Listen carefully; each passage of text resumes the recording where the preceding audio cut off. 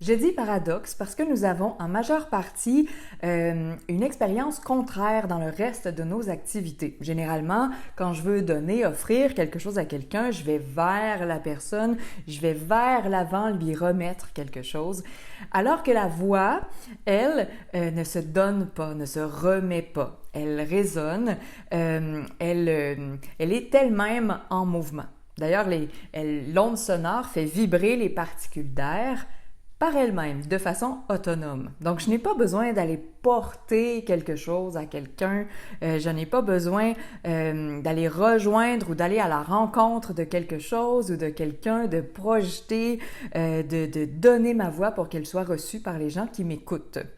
C'est souvent contre-intuitif justement parce que c'est un mode de transmission qui n'est pas habituel, qui n'est pas familier dans notre quotidien autre que vocal. Quand je fais cette action, quand je prends la responsabilité de projeter ma voix, d'aller la porter aux gens, bien, je me mobilise dans mon corps. Donc, je vais activer des muscles, soit trop fortement, ou soit qui ne sont pas en accord avec le fonctionnement physiologique de mon instrument. Est-ce que ça va m'aider? Non, pas du tout. Est-ce que ça va me nuire? Et là, oui, assurément.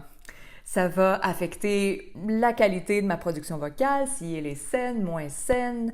Ça va rendre les tâches vocales que j'ai à effectuer beaucoup plus ardues que nécessaires à produire. Ce sera plus à même de déclencher de la fatigue vocale, des inconforts physiques. Ça va affaiblir mon sentiment de sécurité, de confiance, de liberté vocale et donc, par conséquent, le plaisir que je peux y trouver. Est-ce que quelqu'un aspire à ça? Personnellement, je n'en ai jamais rencontré. Plus on garde notre voix de notre côté, près de soi, et qu'on reste avec nous-mêmes au lieu d'aller vers l'autre, qu'on reste bien présent à nos sensations au lieu de penser à la faire voyager ou de faire des actions pour la faire voyager, plus on sera efficace, libre, précis, plus la musicalité pourra être plus fine, plus raffinée et meilleure on sera comme interprète.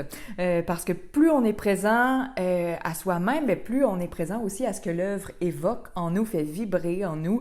Le contact avec la sphère affective de nous-mêmes sera plus facile, plus clair, plus direct.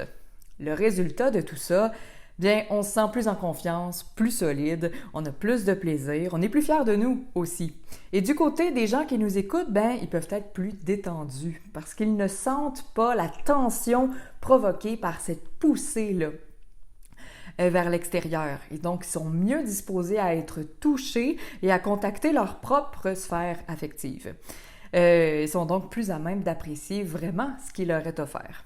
Bref, tout le monde est gagnant. Nous-mêmes, les gens qui nous écoutent et notre santé vocale en tant que telle aussi. Pour soulever les cœurs, on pense souvent à l'interprétation de l'artiste en tant que tel, mais on oublie parfois que la disposition du public à être touché est affectée par notre façon de chanter ou de parler. Et ça, c'est relié notamment à la maîtrise, à la gestion de notre débit d'air. Tout débit d'air trop grand pour la tâche vocale à effectuer, toute poussée, toute projection dans le sens strict du terme, toute explosion du débit d'air vers l'extérieur va réduire la portée de ce que j'ai à offrir et également sa propension à être vraiment reçue.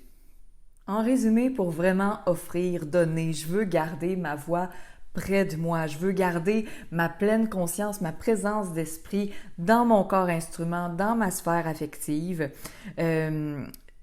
Plus je suis présente à moi-même sans prendre une responsabilité qui n'est pas la mienne, hein? C'est vraiment une condition de physique acoustique, plus j'offre à l'autre une expérience significative dans mon expression, chanter ou parler.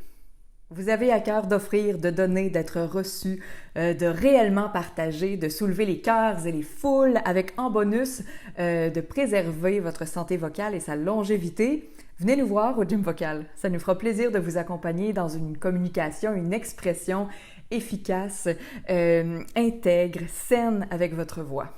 Au plaisir! Vous trouverez juste en dessous un réchauffement vocal gratuit et un défi 4 jours pour améliorer un passage vocal difficile, gratuit aussi. N'hésitez pas!